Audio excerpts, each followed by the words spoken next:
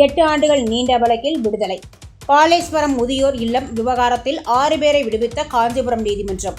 காஞ்சிபுரம் மாவட்டம் பாலேஸ்வரம் முதியோர் இல்லம் தொடர்பான வழக்கில் விடுதலை சிறுத்தைகள் கட்சி மற்றும் மதிமுகவை சேர்ந்தவர்கள் உள்ளிட்ட 6 பேரை குற்றச்சாட்டுகளில் இருந்து காஞ்சிபுரம் நீதிமன்றம் விடுவித்துள்ளது. சாலபாக்கம் காவல் நிலைய எல்லைக்கு உட்பட்ட பாலேஸ்வரம் பகுதியில் தனியார் அமைப்பு சார்பில் ஆதரவற்ற மற்றும் இறுதிக்கட்ட சிகிச்சை தேவைப்படும் முதியோர்களுக்கான ஆசிரமம் செயல்பட்டு வருகிறது. கடந்த 2018ஆம் ஆண்டு அந்த ஆசிரமத்திற்கு காய்கறி ஏற்றி வந்த வாகனத்தில் உயிரிழந்த ஒருவரின் உடல் இருந்ததாக கூறப்பட்ட சம்பவத்தை தொடர்ந்து அப்பகுதி மக்கள் வாகனத்தை காவல் நிலையத்தில் ஒப்படைத்தனர்.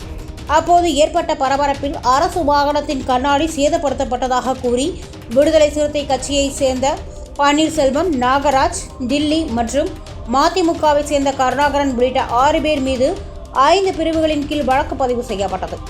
இந்த வழக்கு கடந்த 8 ஆண்டுகளாக காஞ்சிபுரம் நீதிமன்றத்தில் விசாரணையில் இருந்து வந்தது. இந்நிலையில் இன்று கூடுதல் மாவட்ட நீதிபதி மோகனகுமாரி தீர்ப்பளித்தார். அரசு தரப்பில் குற்றச்சாட்டுகளை நிரூபிக்கும் வகையில் போதுமான ஆதாரங்களும் முறையான ஆவணங்களும் தாக்கல் செய்யப்படவில்லை என்று நீதிமன்றம் குறிப்பிட்டது. இதையடுத்து குற்றச்சாட்டுகள் நிரூபிக்கப்படவில்லை என கூறி வழக்கில் தொடர்புடைய 6 பேரையும் நீதிமன்றம் விடுவித்து தீர்ப்பளித்தது. தீர்ப்பை தொடர்ந்து செய்தியாளர்களிடம் பேசிய அவர்கள் கடந்த 8 ஆண்டுகளாக தங்கள் மீது பொய்யான வழக்கு தொடரப்பட்டதாகவும் தங்களது தரப்பில் தேவையான ஆவணங்கள் மற்றும் ஆதாரங்களை நீதிமன்றத்தில் சமர்ப்பித்ததன் அடிப்படையில் நீதி கிடைத்துள்ளதாகவும் தெரிவித்தனர். மேலும் இந்த வழக்கில் தங்களுக்கு ஆதரவாக இருந்த வழக்கறிஞர்கள், பொதுமக்கள் மற்றும் ஊடகங்களுக்கு நன்றி தெரிவித்தனர். சான்றோர் குரல் செய்திகளுக்காக காஞ்சிபுரம் செய்தியாளர் ஆகாஷுடன் செய்தி வாசிப்பாளர் முத்துலட்சுமி. நீதிமன்றத்தின் படிக்கட்டுகளை தொடர்ந்து நாங்கள் போராடி கொண்டிருந்தோம்.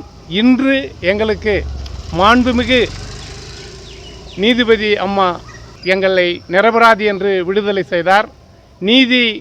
அந்த விடுதலை செய்தது மட்டுமல்லாமல் என்னை தனியாக அழைத்து நீங்கள் நீதிக்காக போராடினீர்கள், உங்களுக்கு பாராட்டுகள் என்றார். நீதி கிடைப்பதற்கு எங்களுக்கு தொடர்ந்து இந்த நீதியை வெளிக்கொண்டு வருவதற்கு உங்களுக்கு நன்றி அம்மா என்று கூறி நாங்கள் அங்கிருந்து விடைபெற்று வந்திருக்கின்றோம். இந்த நீதிக்கு ஒரு விஷயத்தை நான் கண்டிப்பாக குறிப்பிட வேண்டும். பத்திரிகையாளர்கள், அனைத்து பத்திரிகையும் தொடர்ந்து எங்களுக்கு செய்தியை வெளியிட்டு, ஊடகவியலாளர்கள் புகைப்பட ஊடகங்களில் செய்தியை வெளியிட்டு எங்களுக்கு ஆதரவாக இருந்தார்கள். அத்துணை நிகழ்ச்சியையும் நாங்கள் நீதிமன்றத்தில் சமர்ப்பித்தோம்.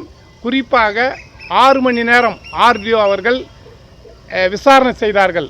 விசாரணை செய்ததை நான் தகவல் அறியும் உரிமை சட்டத்தில் பெற்று நீதிமன்றத்தில் சமர்ப்பித்தேன். இதையெல்லாம் எங்களுக்கு சாட்சியாக இருந்தபடியால் நாங்கள் குற்றமற்றவர்கள் என்று இன்று நாங்கள் விடுதலையாக இருக்கின்றோம்.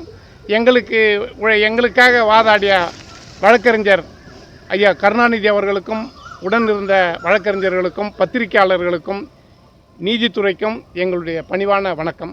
நன்றி. செய்திகளை உடனுக்குடன் தெரிந்து கொள்ள சான்றோர் குரல் பக்கத்தை ஃபாலோ செய்து கொள்ளுங்கள்.